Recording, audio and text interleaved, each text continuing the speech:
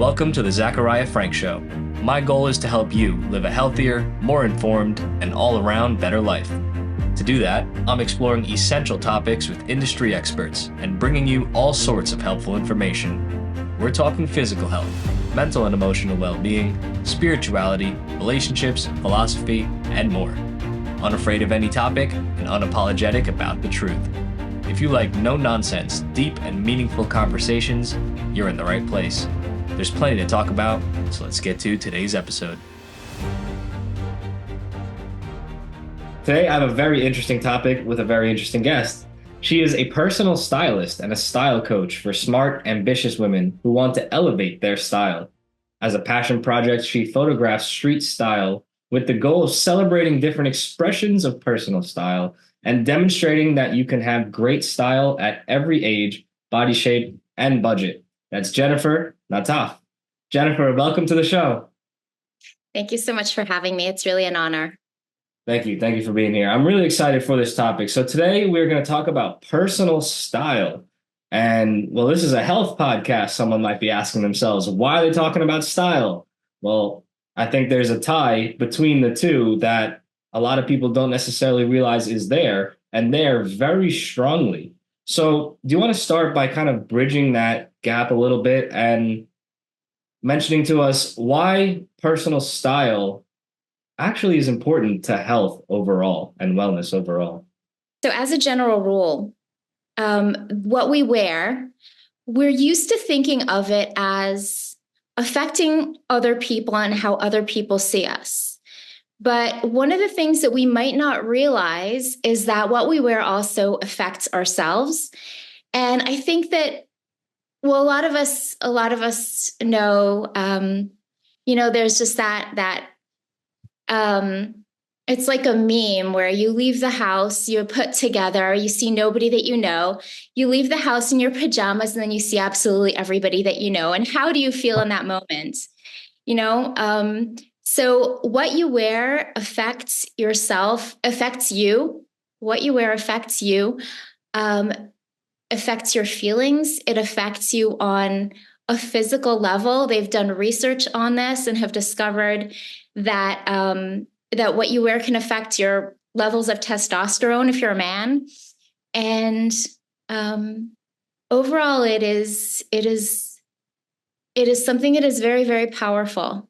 The colors that you wear can influence you and others around you. If you're wearing red or black, those are very powerful colors. Red can draw attention, especially if you're a woman, draw a man's attention.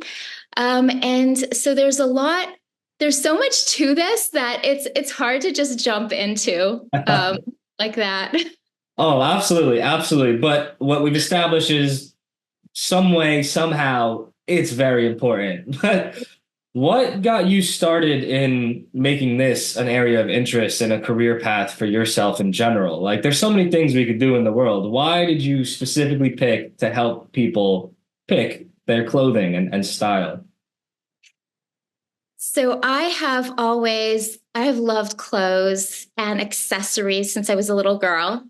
I used to create my own little hair bows. And at a certain point, people around me picked up on that. And so they asked me to create them for them. So I was like making hair bows and selling them. When I was a teenager, I was born in Montreal. And when I was a teenager, when I was 15, I moved to Israel. And the culture here is so different, clothing wise as well. So everything that we knew in North America, everything that was, usual, normal teenage clothing, I got to Israel and they were always about a year behind the styles here. If style ever reached Israel, it was a year behind. And so we're talking 1992. This was before the internet and before fashion was really worldwide. And so I was made fun of by my friends for wearing clothes that were just like so normal and so average and so teenager regular clothes that you would wear in North America. And so my friends made fun of me for wearing these things in Israel. And that was something that the way I took it was, they are so silly. Why are they laughing at me? They don't know better. But it also prevented me from wearing these clothes in the future. I was like, I don't want to be made fun of. I just want to fit in. And that was something that as a teenager, I started to dress to fit in. And I think that it really tapped down on my own creativity, my own expressing my personal style, expressing who I am through clothes, which is one thing that clothes help us to do in a powerful way. And that was something that I was only able to overcome a couple decades later in my 30s. And I was able to say, well, I don't care what other people think of me. I'm going to dress how I want. And I live in a culture that is where people, it is very casual, and it is a culture where people do not want to stand out. So every place in the world is different, but where I live, this is a place where people do not want to stand out for the most part. And so one thing that I'm able to give my clients to help them do is to gain that confidence to be a little bit different, to say, okay, I don't care what other people think of me. If I wear this, I'm going to wear this because I like it. So that's something that I can give my clients. And there's something else that also made me want to go into this field, which is that when I was a teenager, I started to gain weight, and my weight would fluctuate. I would be I would fluctuate pretty drastically in my weight, and I felt terrible when I was heavier, and I could not find clothes. And I there were times when I would not go to parties because I couldn't find what to wear, and I would just stay home feeling miserable because of that. And so this is something that I know how it can affect people, especially women. I know how it can affect people gaining weight, not feeling good in their bodies, and then not finding the clothes. And so this was something also that, with my experience, I knew how important feeling good in your clothes was. And I really wanted to help my clients get there. And I've had clients tell me, like, I have an event, I pull out everything in my closet, I can't find anything to wear, I stay home. And that to me is tragic, because I've been there, and I've been there. There was a phrase that you said in there a lot. And I think in regards to style, it's one that gets put out a lot as well. And people say it in a lot of different ways. And that's, I don't care what people think. Do you think it's ever actually possible to not care at all what people think? Or is perhaps the I don't care what people think what you want people to think? You know what I'm saying? It's a very interesting kind of topic, because I think as humans, caring what other people think and caring how we are positioning ourselves in the social scenarios that we're in, it's so fundamental to who we are, right? We're social creatures. We're social beings. And so do you think it's I genuinely don't care what people think? Or do you think it's hey, that's the message that I want to convey to those other people? That's a deep question. That's a deep question. And I think that when you're talking about a teenager who's really trying, like, you see that they're trying to stand out, and they're wearing things that are really, really countercultural, they're really sending the message that they want you to think that they don't care what people think. But I think that when you've gotten past those teenage years, and you just want to live your life and live your life to the fullest, which means also dressing in a way that will help you to express who you are and to convey the message that you want to convey, and to get whatever measure of respect. Or how we dress also is how people will relate to us. And I have seen this in action. I don't know if they've done research on this. It might just be anecdotal, but I see this in action. I see how people relate to me and how they relate to others who are more dressed down. And it's pretty much a known phenomena. And I just think that I think that learning to care a little bit less what other people think, I think that's important. I think that's part of personal growth. And it is a big question. I'm not saying we completely don't care, but we do at a certain point have to get over our insecurities. If it's a matter of insecurity, if it's a matter of worrying what people think, that's something that we should be able to get over through personal growth. And I help my clients get there in clothing wise, style wise. Yeah, and perhaps is also a part of the equation where it's like, well, which people? Do I care what the everyday random people that I don't want to be like, and I don't care if, I'm part of their tribe, do I care what they think? Or do I want to signal to certain people that I do want to connect with and I do care about connecting with that I am kind of more their speed, more their style? And so that's kind of the big question too. It's like, who are these people that we are caring about who we think? And dressing to impress one perhaps group of people can turn off the other, or perhaps the general majority of people entirely. And so I guess that brings into the question. It's like, what are we going for? What are we trying for? And so with that in mind, when you are working with someone as their stylist, what are some of the like big questions that you ask them, or how do you figure out what they are going for? Like, how do you figure out what their motives are behind getting their style right for them? I ask them to find 3 to 5 keywords of what they want their style to convey to the world, what they want people to look at them and think. So we start off with that. What is your message to the world through your style? People are looking at you, they're making a snap judgment within a few seconds. What is it that you want them to be thinking when they look at you? So that's part of it. I ask about, I do a deep dive about, the clothes that make them feel good and how they want to feel, what makes them feel comfortable, what they're drawn to. I have my clients put together a Pinterest board, and that way they take ownership of their own style, and we uncover things that we might not uncover, certain things that they're drawn to that we might not discover if I were to put together a Pinterest board for my clients and just say, you'd look great in this. But so we do a bit of a deep dive to figure out all these things. Is there like certain themes that really present themselves in a lot of people, like certain words that you often hear as part of those, like what are those 3 to 5 words? Or is everyone so unique?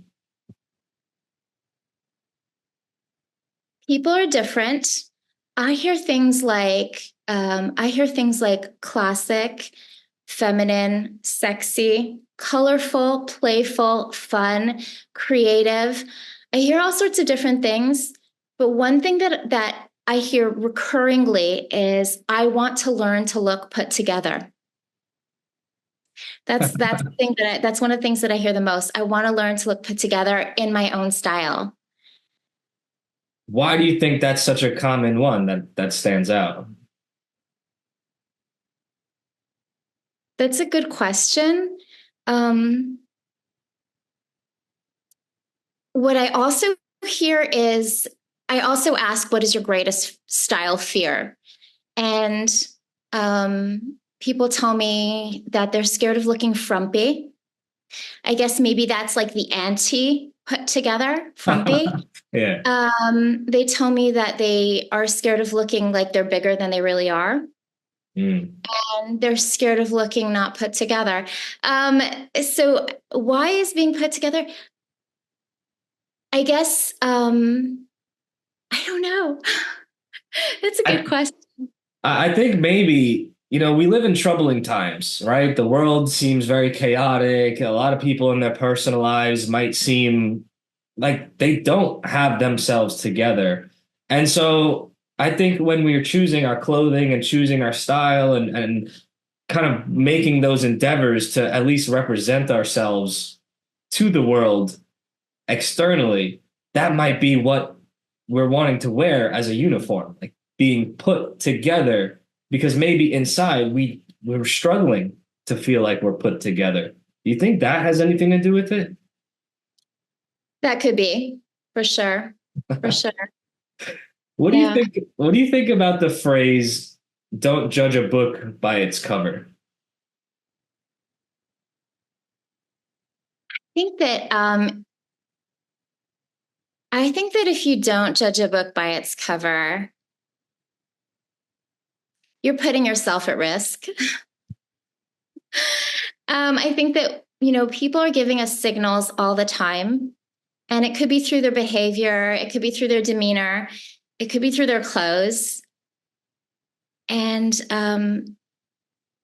I think that we whether we want to or not, we make these snap judgments. We look at somebody and we decide, am I going to cross the street because they're coming towards me, and then this scares me. This is especially for women. We make our snap judgments based on our security. I think people are giving us a ton of information, and we do well to heed it. That's what I think. Love it. Thank you for keeping it real, because I absolutely agree. It's such an innate biological process to make judgments. Like, we've been blessed with the ability to observe our surroundings and observe the things in them and make assessments to, one, preserve life, but two, then optimize our existence, right? If someone presents in a particular way through more than just their style and clothing, but that includes posture and hairstyle and everything. Well, yeah, they might present a danger to us because, generally speaking, or often, people that present that way might behave a certain way. Like, it's just human nature. It's just reality. And this seems so lost in general society. People want to disconnect from this innate reality that we live in and purport these phrases like, don't judge a book by its cover. Like, it sounds nice, but unfortunately it's not how the world works, is it? No, you're right. It sounds nice in an ideal world, but yeah. Yeah, it's crazy. So if I caught correctly, you said that the like general society of where you live in Israel, they dress kind of casually, and that's the same here in America. And it seems like it's getting more and more common to just dress more and more casual, to the point where these days you see people going out in straight up pajama pants and clothing and stuff. And that's the usual thing for adults to do. And it's very strange to me, because the thought of a grown adult man, even especially, walking out in his Elmo pajama pants to the public, it's like, what do you do? How is that how you want to present to the world? Like, and it didn't used to be that way. And I'll speak to the Western world, or the civilized societies that we know of. It used to be, when you're in public, you present yourself properly, formally, or at least clean and in nice attire in some sort of way. Why did we get to where we are now, where everyone's in ripped t-shirts and pajama pants? Like, what's going on in the world? How did we get here, Jen? I don't know how we got here. But I've just observationally, I have noticed that the pajamas, literally people wearing pajamas outside their homes, has gotten to be more and more since COVID. Mm. That's something that just I've noticed here in Israel. I cannot speak to the United States. I don't understand it. I don't understand it. Yeah, I think it speaks to self-respect, respect for others as well. Others who have to see you in your Elmo pajamas. Yeah, that's that's a really funny thing because honestly, when I see a grown man walking around in his Elmo pajamas, it disturbs me. Like it's gross to me. You know, it's very unpleasant. It's just strange. You know, it's like why are you a child? It's a dissonance, and I think that's again a natural thing to feel. And it's like, hey, I don't think you're a bad person, but you're kind of weirding me out, man. It's it's crazy. And so it's probably a indication of how they're feeling on the inside, right? They feel casual or like things don't matter. And I think that's a big one. When people feel like life doesn't matter or things don't matter, whether that's the world at large or themselves personally, perhaps they're depressed, perhaps they're nihilistic, perhaps they just, are feeling lost and altogether. I think that has simultaneously increased while those external representations of casualness or not caring, genuinely not caring, have also increased, I think it's an interesting indicator what the general uniform or lack thereof of society is of what's going on behind the scenes at an individual level. Would you agree? Maybe. I think that definitely, I can't speak to individuals because I think that in general, I agree. And then you have people who see others doing it, and suddenly it just becomes more and more acceptable. And so maybe if the first people who started it, like, were just, not doing so well emotionally, but then other people see it and it's, oh, they look really comfortable, I'm going to do that too. I really do not know how this has all come about. That's a great point. That's a great point. And that leads me to the question, what is the balance of comfort and aesthetic to strive for? Right? Because it seems like those are opposite ends of the spectrum a lot of the times. And over the years of fashion, very uncomfortable inherent things have been popularized as glamorous and ooh, that's high fashion, whether that is, super high stilettos with pointy toe boxes or, all these different things. Should we sometimes sacrifice comfort for aesthetics? Should we not? Do you have a weigh in on that? Okay, I think that this is such a personal thing. And one of the things that I studied when I was studying for my styling certification was that I learned about different style personalities. And this is how your personality is actually connected to your style and personality traits. So you have people who are more classic, and in their style, in their personality, they themselves are much more they're organized. They like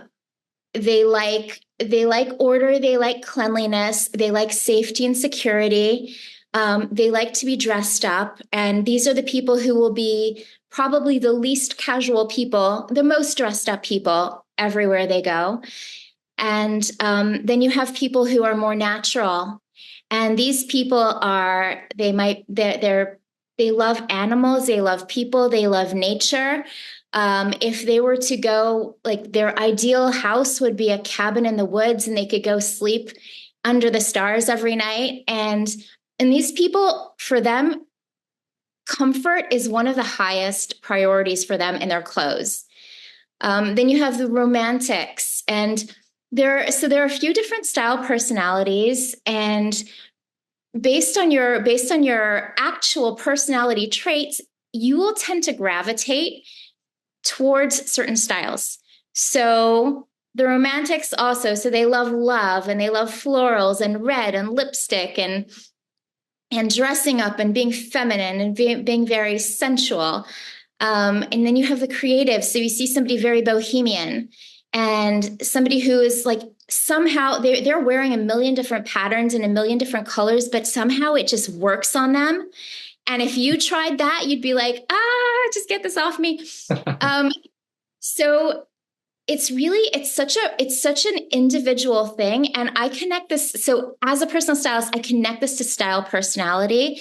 And so classics, so I'm a classic, and we are willing to suffer to look good. I might not be the most comfortable. The only place I draw the line is shoes. I'm not going to suffer too much in uncomfortable shoes, but if it means I have to like suck in everything to look really good in a dress, I'm going to do it. But a natural person is not going to be willing to do that. Don't put them through that discomfort. Put them in things that are comfortable, flat shoes. Don't expect them to wear makeup, and their clothes need to be comfortable. And then the romantics are perfectly willing to suffer to be beautiful. And so it's such an individual thing. I do not believe in sacrificing comfort unless you're willing to put up with it. I will never, it's a case by case scenario, client by client case. So do you ever like recommend a garment to someone or say, hey, like this might be good. Like you're going to look great, but it's going to be annoying. Like do you give that caveat straight up to someone because you know, like, hey, they'll probably deal with it.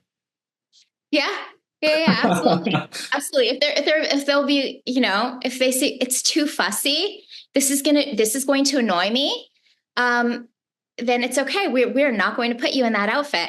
But if they can handle it, they can deal with it. All right, then. That's funny. Can someone change in their like in which category they're in? Like can someone actually change and like go from a romantic to a natural? Have you ever seen someone shift? Or you are who you are. No, it's really who you are on the inside. And then you might be mostly this, but also a little bit of this and a little bit of that. But you'll have one core style personality, and it's who you are. I believe how God made you, and that will also affect, are you going to be drawn to these, patterns and wild things? And do you want to be the center of attention? That would be the dramatic style personality. Center of attention, all eyes on me. So, I don't think people change. For the most part, we are who we are, unless we go through something really traumatic or whatever. But I don't know. Interesting. And so that brings us to the question, like, is it like a nature thing? They're genuinely born that way and that's their personality style from the get-go? Or do kind of the formative years shape someone into, their personality in style? It's I think that people really they are who they are. And I've done workshops, like, an hour workshop on all the different personality traits and how this is connected and what these people will like as a result of their actual personality.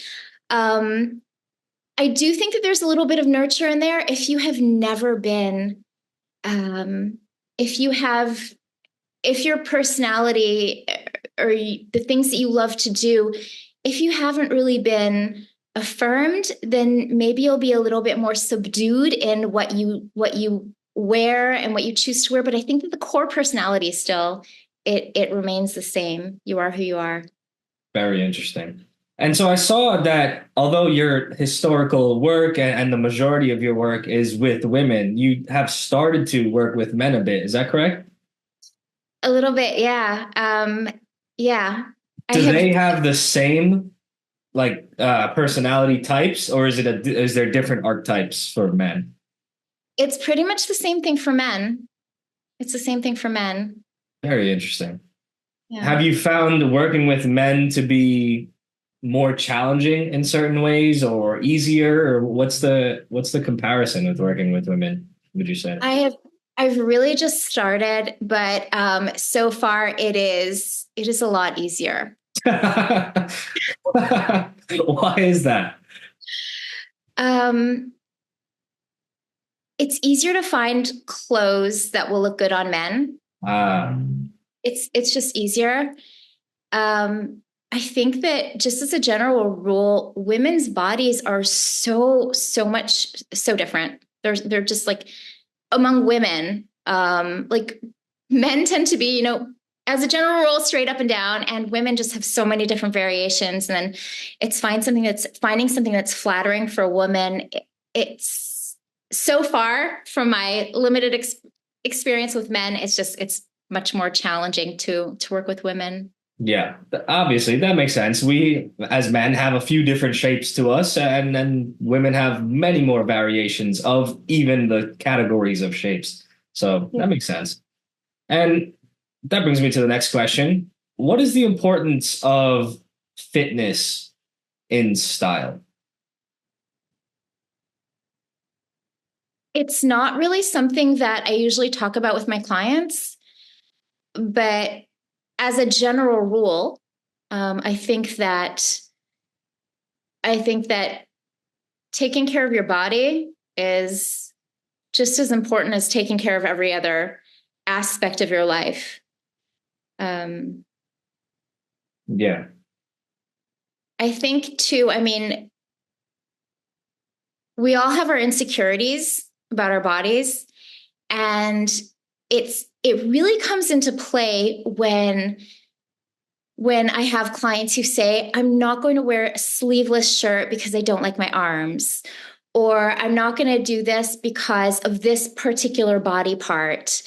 And so fitness could play a really important role in this, because you kind of have a few options here. One is you don't like how a particular body part looks and you work to change it, and then you can wear the sleeveless shirt. Or two, you accept it. It is the way it is. You're not going to work to change it. And then you either hide it or you say, the heck with it. I am how I am. I'm just going to wear that item and enjoy it. So fitness could definitely play a role in this. I mean, it's so important overall. It's so important. Like, if I didn't do exercise, I'd be depressed. That's just like when I don't do exercise for a few days, I get depressed. So Yeah. Love it. Keep it real. Keep it real. It's very interesting. I'm not gonna say clinical depression, but like I like just feel depressed. So yeah. Yeah. Oh, absolutely. It's again a biological built-in thing where we got to keep our bodies in motion, and it makes us feel good. It's part of it, right? We care for our bodies care for us, right?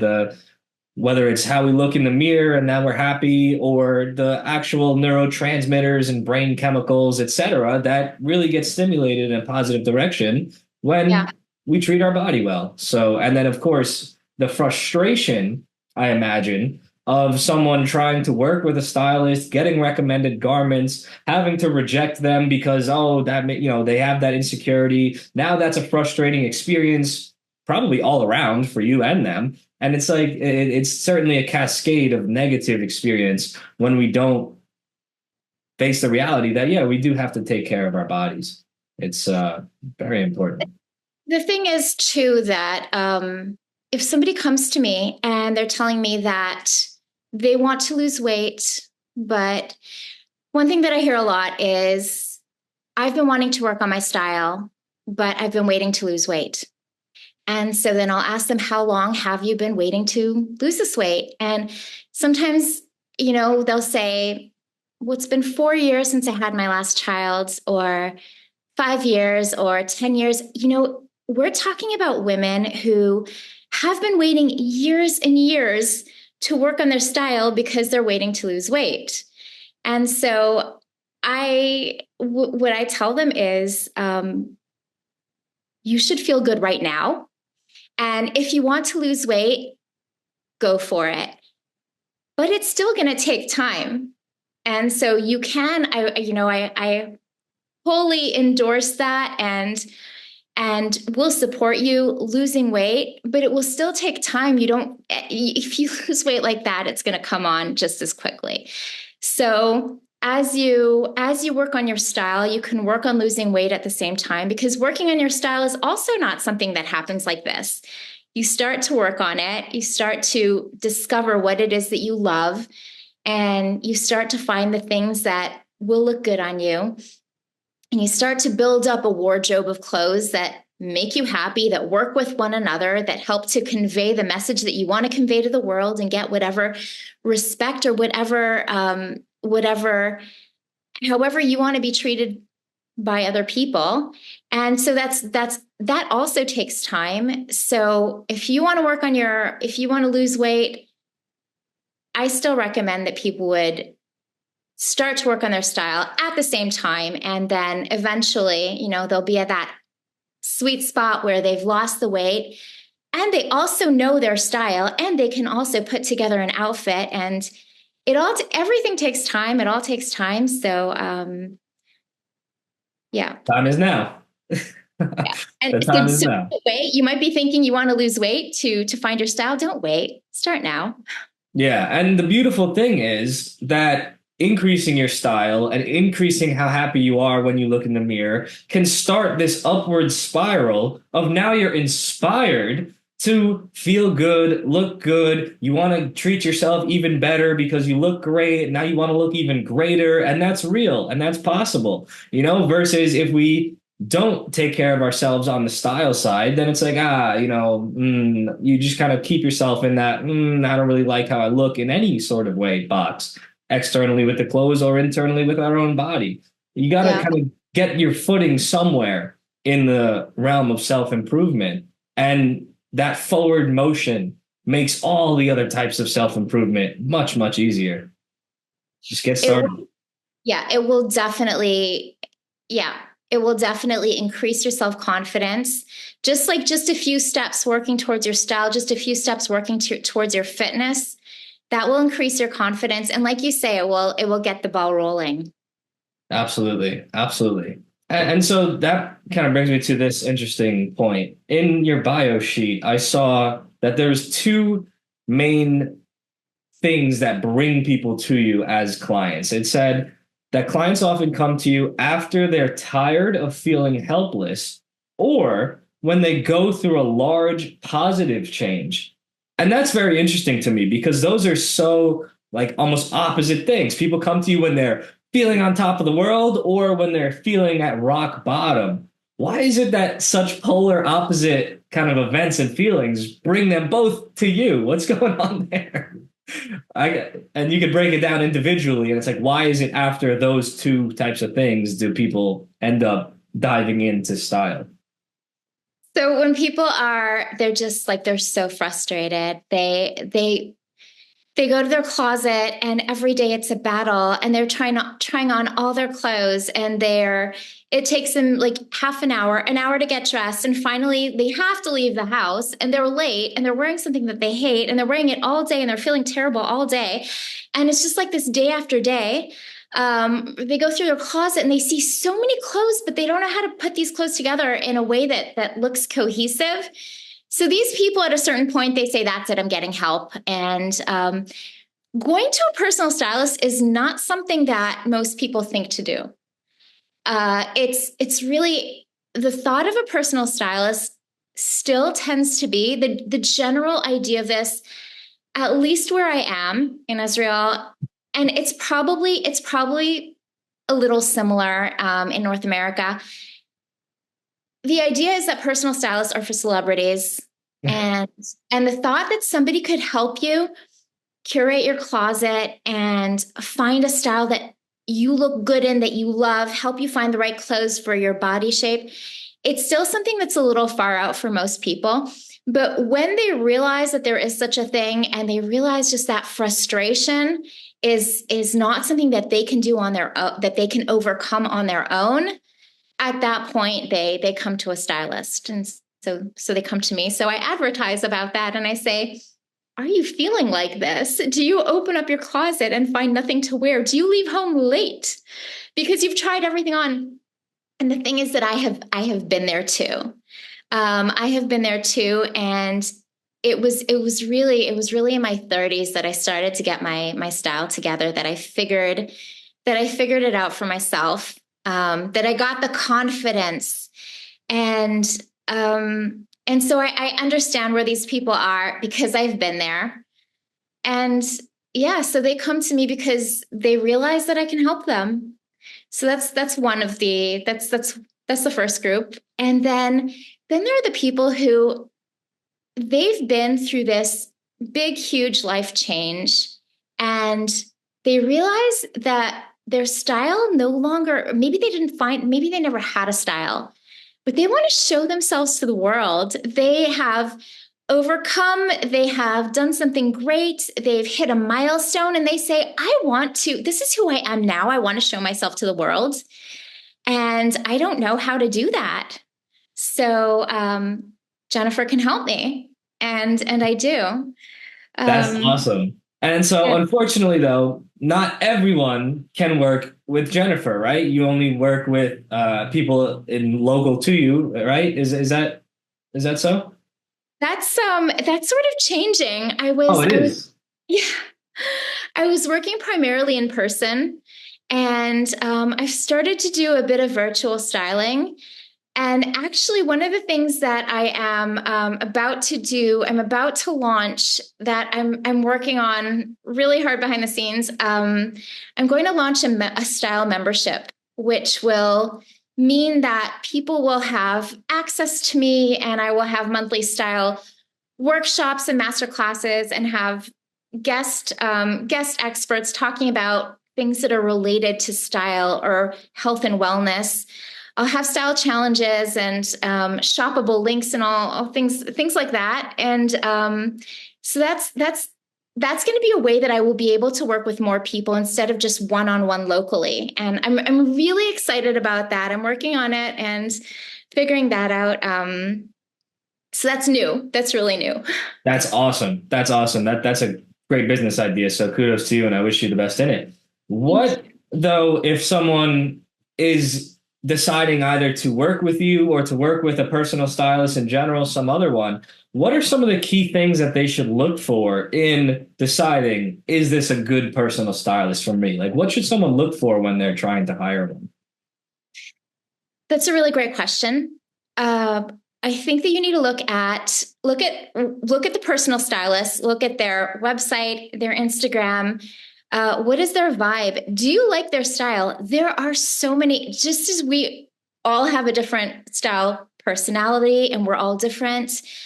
Every stylist also has her own style. And if you're looking for more elevated, or you're looking for more mom friendly, but put together, or you're looking for much bolder, more dramatic, or you're looking for somebody very, very creative, it's going to be what you connect to. Look at that stylist, and whatever that stylist has in them, that stylist is going to try to help you find your style, but they cannot help but also pour a little bit of themselves into that. So we can't help it. I help my clients look a little bit more elevated, even if they tend towards the casual. I will help them look casual but elevated. And I've seen so many different stylists out there. I have a stylist friend she's so colorful. She does color, she does pattern. And if that's what you're going for, that's what you really, really connect to, that's what you really love, go to the personal stylist that you see, whose look you love. And also listen to them if they record videos or whatever. Do they annoy you? If they annoy you, don't work with them. If you like them, if you connect to them, that could be potentially a good stylist for you. And then have a discovery call with them. Absolutely important. I don't know, as a general rule, when I'm choosing to work with somebody, I'll check out maybe 2-3 people before I choose that one person. So there's no harm in talking to a couple of stylists to see which one you want to work with. It's an investment of your time and your money, and you're going to be working very closely with that person. It's a very intimate relationship. You're letting them into your home, into your wardrobe. They might even see you in underwear. So it's a really close, it's an intimate relationship, and you want to feel comfortable with that person. That's so important. Yeah, 100%, 100%. Do you find on that note that most women that do come to you to hire you are of your same personality style, or are you getting like a wide variety to begin with? I get a lot of people who tell me, I like your style, but it's not really mine. And I'm like, that's fine. That's great. And so I do find that the people who come to me are tend to be natural or classic. And so the natural style personality is much more casual, and then the classic is pretty much like me. So yeah, but again, everybody has their likes and their dislikes, what they're willing to put up with for the sake of looking good, what they're not willing to put up with. Do you find that your work in style and personalities of style and just general overall design philosophy spills over into the way that you shape your environment as well? Because looking behind you, assuming that's not a green screen, like you look like you're in the right place. Like your vibe looks like a perfect match to your physical environment as well. So like, is that something that you address also, either I guess personally or with clients at all? Like, do you help them develop their environmental style? I don't. I can tell you that there are a lot of stylists who do both interiors as well as styling. Usually they don't. Usually these clients are not both clients for the styling and the interiors. But they're when you have this sense of aesthetics and visual, and the visual is you're very focused on the visual, then you could do very often you could do interiors or you could do styling, and yeah. Yeah, it's I guess when you have the eye for style, you just can't help but make things look good. That's awesome. What do you think of fabrics? Because it seems like there's a new fabric every other week, and well, they're all synthetic, the new ones at least. What do you have any importance that you put on the use of natural fibers and fabrics versus all these synthetic blends? I think we need to be practical as a general rule. I think that we should be buying whatever is, I think we should be buying the best quality that we can afford. And I'm not in favor of fast fashion if you're going to be buying an item with the thought that, oh, it doesn't cost that much. I'll wear it 3 times and then get rid of it. If you're going to be buying fast fashion and wearing that item until it falls apart, fine. That's totally fine.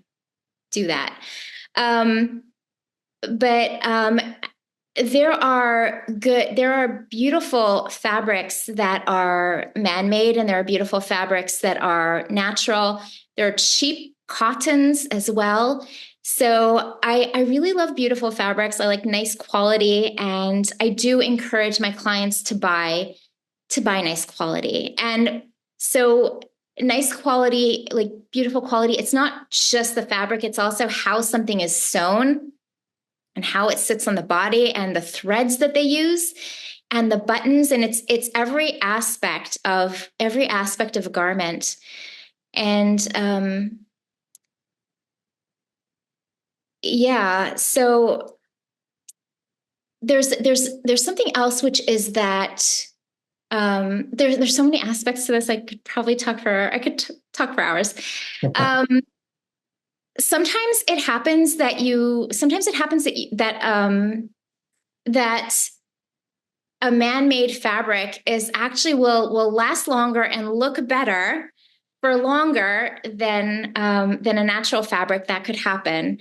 And so if that's the case, buy what works. Buy what works for you. Very often the man-made fabrics, like just to the touch, sometimes they feel terrible. They will make you sweat more. And if we're talking about stuff that is potentially made for very, very, very fast fashion, Shein or Temu or whatever is coming out of China for very, very, very, very cheap. Not talking about the good stuff out of China, but the very, very cheap stuff. Sometimes those fabrics will be potentially toxic to us. Maybe they'll have little teeny little fibers that are released into the air every time we are wearing them. So I would say buy the best quality you can afford, and for the sake of longevity, for the sake of sustainability, because it will last longer, for the sake of you feeling good in that item that you're wearing, for the sake of the environment and your pocketbook, because it will last longer. You won't need to buy as many items, because it will last you longer. Yeah, absolutely. You touched on so many key elements of why I strongly advocate for the use of natural fabrics, and strongly recommend against the use of synthetics, because the synthetic fibers and synthetic fabrics do things like block not just your thermal regulation of your body. I don't care what, hydro guard technology they put on the tag. If it's polyester, it's not allowing your body to breathe. And that has a lot of different ramifications, both on the thermal management side, but also the energetic management side. For those that have observed, the body's aura, the body's energetic field, it's actually been observed that there's a severe disruption in our body's energy and energetic field when we're wearing synthetic fabrics. It just can't permeate properly through the fabrics versus the natural fibers. And then we get even deeper to the physical side of things, where one, your body's not breathing thermally. Two, like you perfectly mentioned, the small particles of fabric and shards of fabric, or plastic rather, more so than fabric, are leaching into your pores. Remember, our skin is very, very porous. Our skin absorbs things. So what is it absorbing? Is it absorbing toxic chemicals and colorings and plastics and who knows what? Or is it, absorbing cotton or wool? It's what sounds better, right? What sounds more like we want to let it in? And so I understand it's a very difficult thing to avoid synthetic fabrics, perhaps more so for a woman who's trying to be very stylish with the abundance of different synthetic fabrics out there in fashion. But I usually and honestly always recommend keep it in mind, keep in mind what you might be sacrificing for that aesthetic, because plastics are very difficult to purge from the body. They build up and they build up, and they can really wreak havoc on our internal systems and structures and organs. And we might, in the long term, end up feeling worse about ourselves because now we're just toxically loaded when, we wore that shirt for a while because we liked how it looked.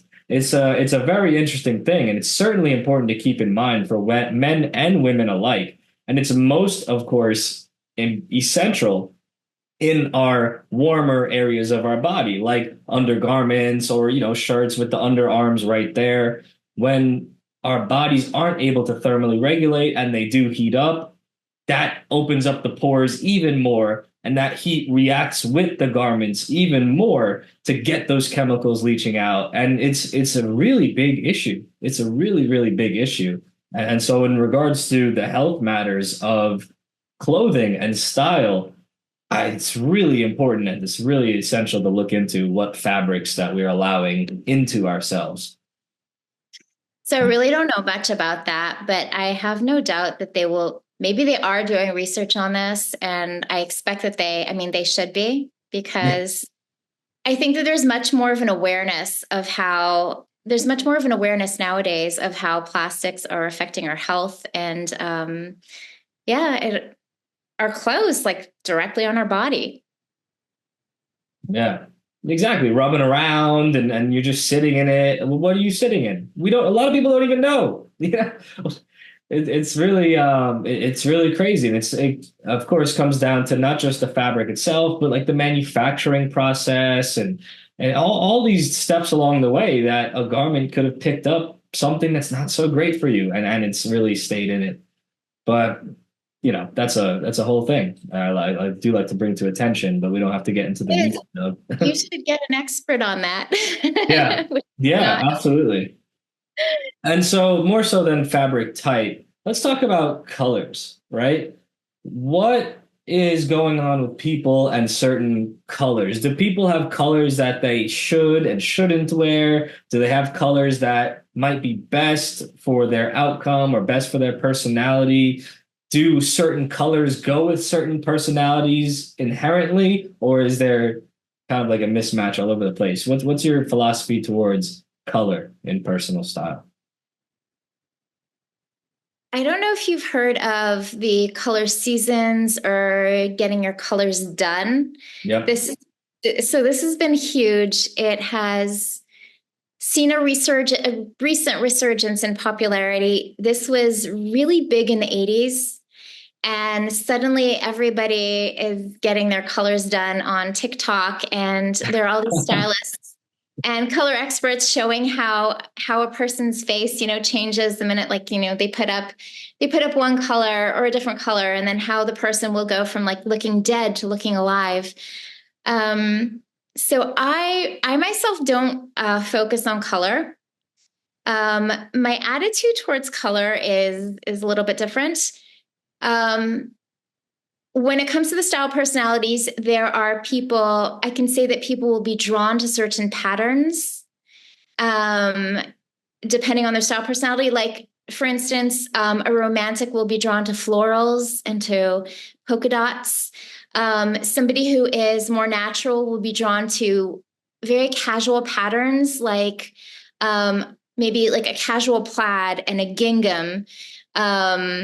And stripes for sure. A classic will be drawn to maybe a houndstooth pattern, the more upscale classic patterns, a more upscale, a more like less casual plaid. And so I can say that people are drawn to certain patterns based on their style personality. The natural style personality tends to be drawn to earth tones. So like the blues and the greens, everything in nature, they tend to be drawn to that. Straw, neutrals, and classics tend to be drawn to neutrals. Dramatics tend to be drawn to bold colors. But so that's as far as style personality. Okay, and also, sorry, and the romantics that are drawn to red and to pink and, sensual, soft, beautiful colors. But as far as us as people and as individuals, I think that for the majority of us, we are drawn to colors that look good on us. We have gotten feedback. You're wearing a color and somebody says, "Oh, you look great in that color." And then it's like you sparks an idea and you're like, "Oh, I look good in this color. I will buy more of this color." As a general rule, your eye color, your hair color, your own coloring, you can look to your own coloring to then go find clothes that will be that will fit you, that will suit you, that will make you pop. If you are more muted, your coloring is more. Some people are like black hair, bright blue eyes, and they're very bold, and they're red lips, and they're very bold looking, and these people will look good in very bold colors. It's individual. I do not do this. I do not do the seasons or the color seasons. I think that we should be listening to ourselves. I think that the mirror will show us if a color looks good on us or not. I think that most of us can see. There are colors that, you put on and you look alive, or you put it on and you look dead. There are also times I have the colors that I have in my wardrobe. I'm classic. I mostly have neutrals. I have a lot of black. My eyes are hazel green. So I do a lot of green. And, that said, there are days that I wake up, and when I wake up in the morning, I check in with myself to see what I feel like wearing that day.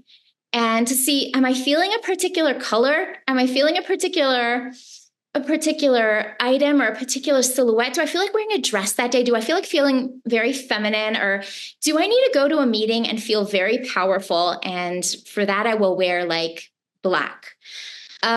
So, and there are days when I go to my closet and I'm really feeling like I want to wear a soft pink, and I put on something else just to see, will another color work? And no other color works. So I think we need to be intuitive in how we dress. This is my attitude. There are different stylists who feel differently. There are a lot of stylists who love the color seasons, and there are a lot of stylists who don't. So it's yeah. When I work with when I work with my clients, I sort of teach them to be more intuitive and to dress more intuitively. Yeah, I'm a strong advocate for the use of intuition in all realms of life. So I would say personal style is certainly no different. But I think a lot of people have trouble or don't at all use their intuition as a guiding force and factor. And so in your personal life, not just in, your professional life, but when you're just going about your day-to-day activities, do you ever see someone who's like, and like the alarm bells just go off in your head and like, oh my God, this person's dressing wrong for themselves. They think they're a romantic, but they're actually a natural. Like, do you have these conversations with yourself as you're like walking around and seeing people? It's I'll tell you what, my eye is so drawn to beauty. I'm always looking. I feel like I'm always scanning to see what beautiful thing do I see that I can be inspired by. And I tend really, like, if I think that if there's something that is not pleasing to my sight, I will like not want to look at it, sort of. So I'm not looking around. I'm not looking around to see where somebody is not dressing well. That said, there are a few things that do pop into my like that break down my looking for beauty and break through my barriers. And there are a couple of things. So one is teeny tiny pockets on the backside of women. Like when they're wearing jeans and the pocket is just too teeny tiny and it just makes their butt look huge. Mm-hmm. That's one thing. That's a don't. Is that done purposefully by or it's just bad design? It's bad design. Ooh, it's bad design. It's a manufacturer that has not put thought into their pants or their jeans. It's bad design. And I mean, you want good design, look at how Levi's designs the pockets on their on the butt of their jeans. That's good design.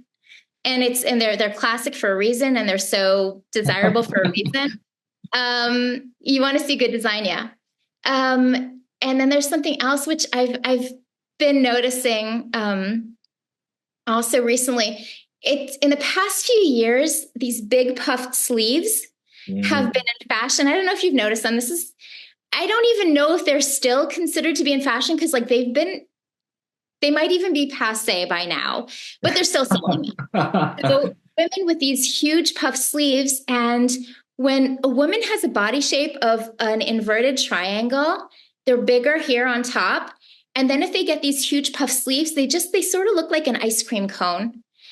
And the ideal body shape that you're not, most of us don't have the ideal body shape for a woman, which is an hourglass figure.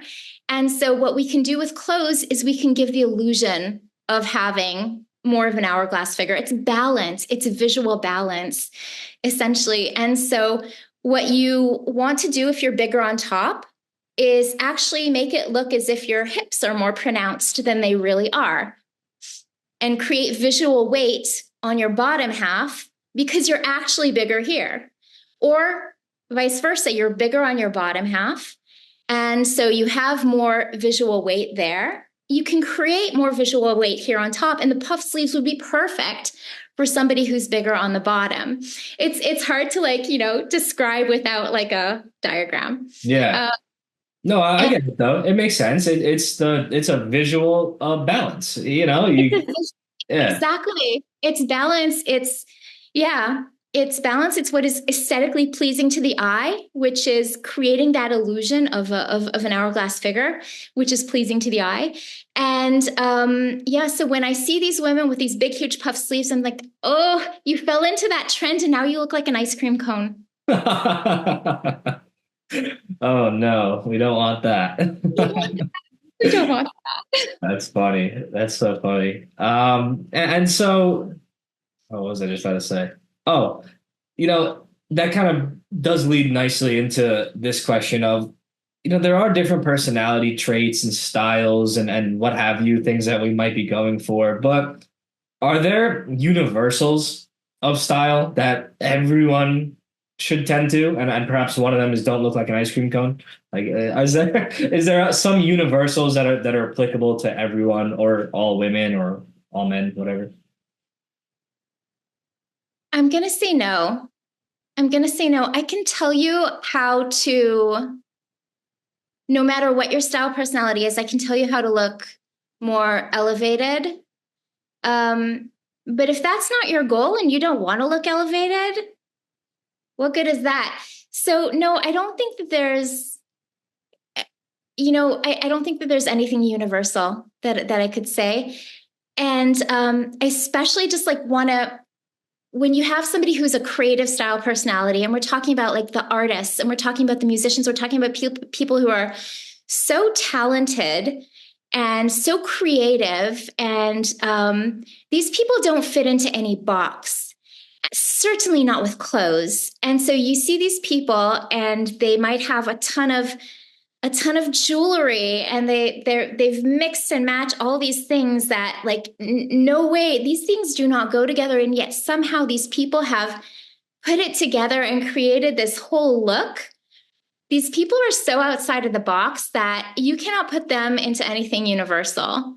And so these people would just like break anything that I could say about that would be universal. Like, at least you'd have to take the creatives out of it, because the creatives have their own rules. They don't have rules. They are rules unto themselves. You know what I'm talking about, right? When I say like these creatives, these bohemians. For sure. For sure. For sure. Yeah. It's certainly an interesting thing. It's those people that frustrate the people that are very rule centric, right? And they say, no, you can't ever do that. This doesn't work. No, that's a big no. And then there's that one person that just walks in doing all the opposite and looks fantastic, universally agreed. It's certainly very interesting, but not everyone can be that kind of person, can they?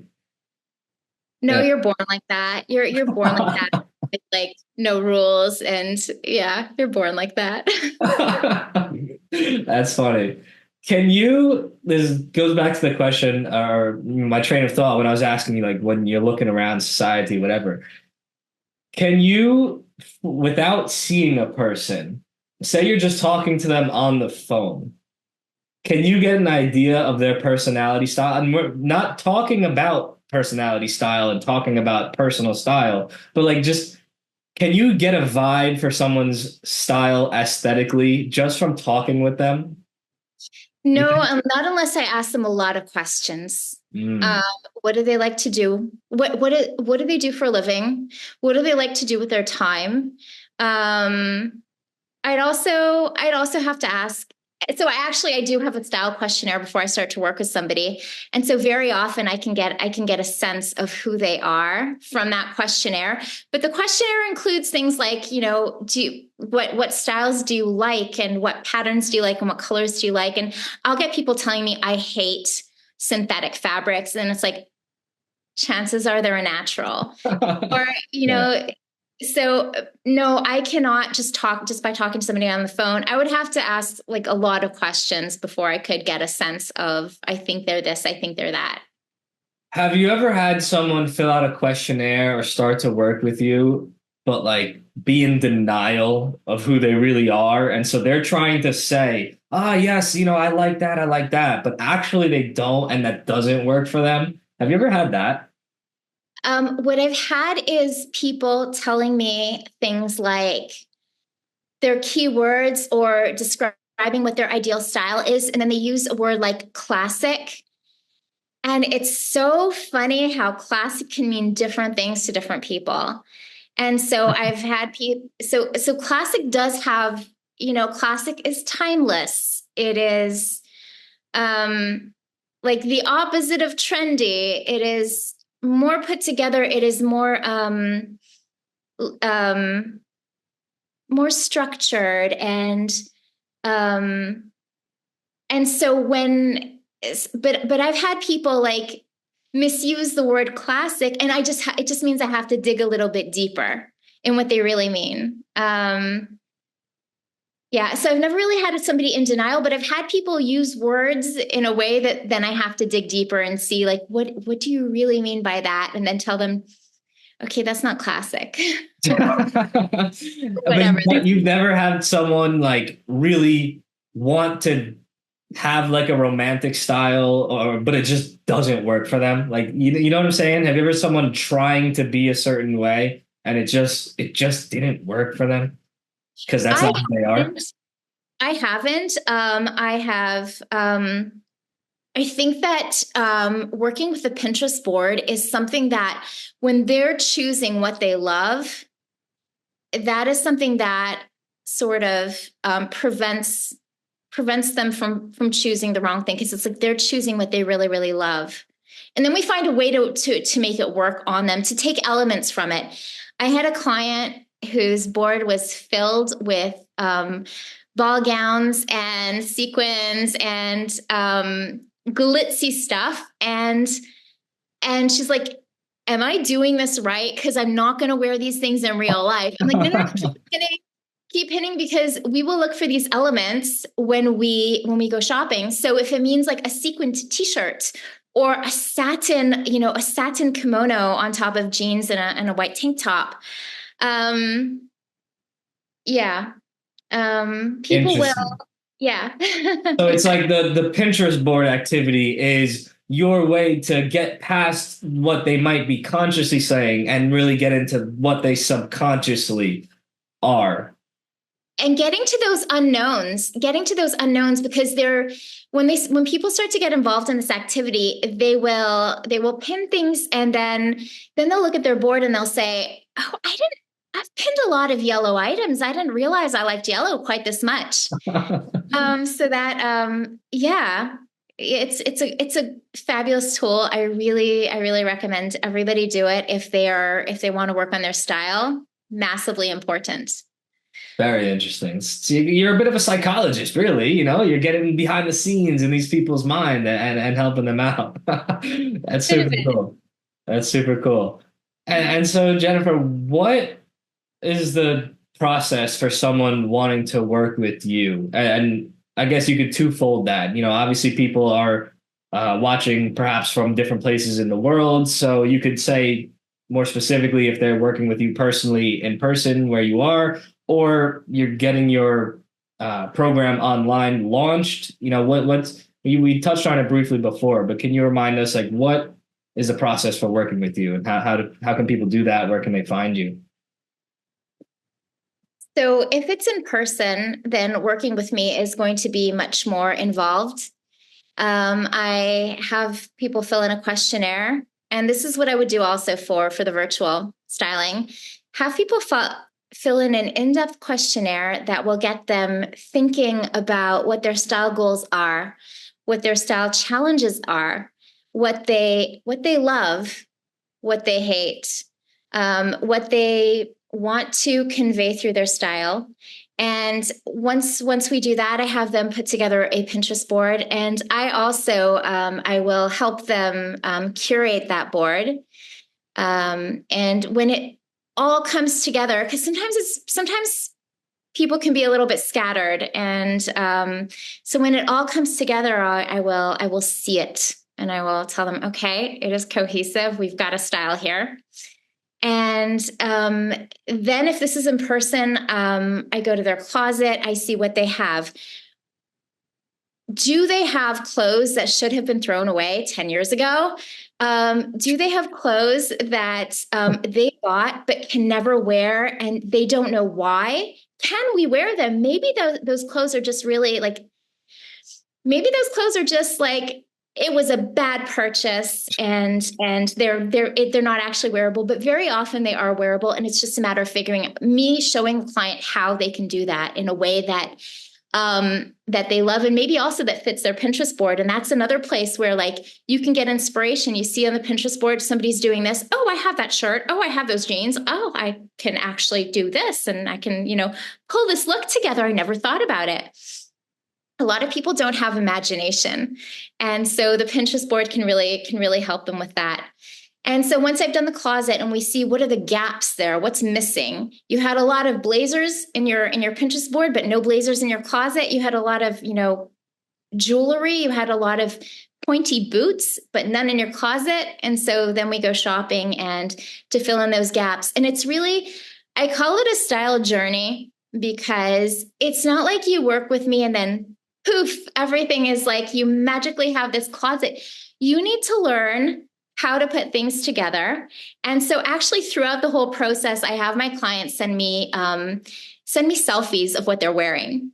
And so sometimes people work from home, and it's like, if you're working from home and you're in your lounge where you don't have to send me a photo, but if you're getting dressed to go out, send me a photo.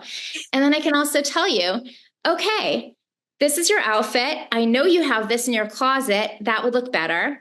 Tuck in your shirt, put on a belt, pull up your pants. I kid you not, sometimes the smallest changes can make a huge difference.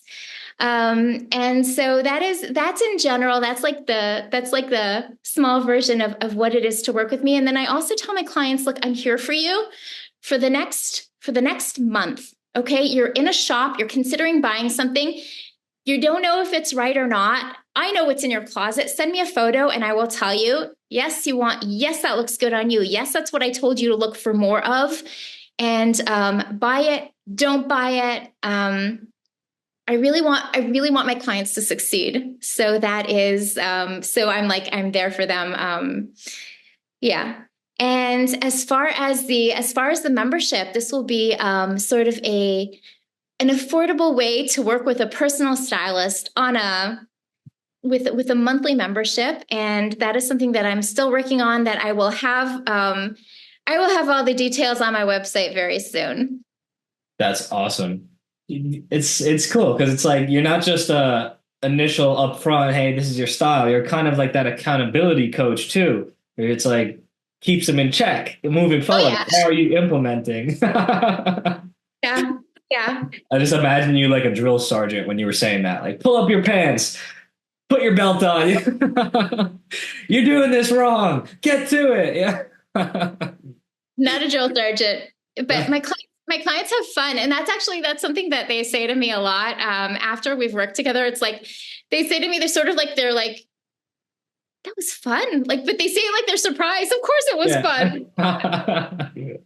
Yeah, no, you can really feel, how much you care about these clients. And it sounds like you have a ton of fun in the process. That's awesome. Yeah, I do. Thank you. Now, when you were developing your style, did you work with a personal stylist or you figured this out on your own? I figured this out on my own. And it's something that my style is something that I figured out on my own, I guess, throughout my life. And you go through life changing and maturing. And so, like I said, as a teenager, I just wanted to fit in. Did I do a good job? I was not dressing for my body shape because I was just dressing like everybody else. And so, it took me a few aha moments in my 30s to nail things down. And ever since then, I feel like my style has been going strong. It's changed a little bit. I had some items that I had some items that I've gotten rid of, but yeah, it's, we're constantly, I feel like we also need to stay on the ball as far as style. As a stylist, I need to also just be continually examining, is this still me? And when you get to the point, like, I feel like you'll know it, internally, you'll be like, you get this sort of ick. If it's no longer your style, I don't connect to this, I will pass it on to somebody else, Yeah, absolutely. And so I want to ask this last question in a two-part. thing.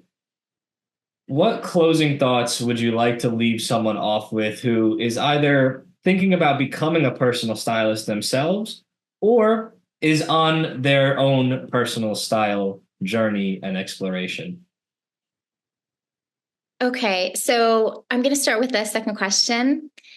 If you're starting your style journey, then everything I said about the Pinterest board, do that. Also know that you can have great style really at any body shape, age, and budget. It is a matter of time and effort and trial and error and experimenting. But you will get there. Just put in that time, put in that effort. And if you feel you need help, reach out to me or to another stylist, and we will help you get there faster. But you can definitely get there on your own if you put in the effort. And yeah, and think accessories too, because accessories will pull together a look. Now, as far as somebody who wants to become a personal stylist, I would say that you need to love people. In addition to loving pulling together clothes, if you want to work one-on-one, you need to love people and realize that you're going to be working with a person who might have a ton of insecurities about their body, who might have been through potentially some traumas. You're going to be going into their closet and it's really, really intimate, and you need to be sensitive. That said, I'm not a super sensitive person, and my clients tend to be they tend to also not be super sensitive. So we can laugh about all sorts of things, but still it's a matter of realizing that you're going to be working with people who could have some real insecurities. And if this is what you want to do, then do it. But it's hard because you have to overcome the awareness barrier, because people don't know that they're a stylist. People don't know that stylists style regular people. And and I would say also start your social media. Like, you think you're going into styling, start your social media yesterday. Yeah, that's big for any business, but it's a fantastic message to leave off on. Jennifer, thank you very much for coming on the show. This is a lot of fun. For me too. Thank you so much.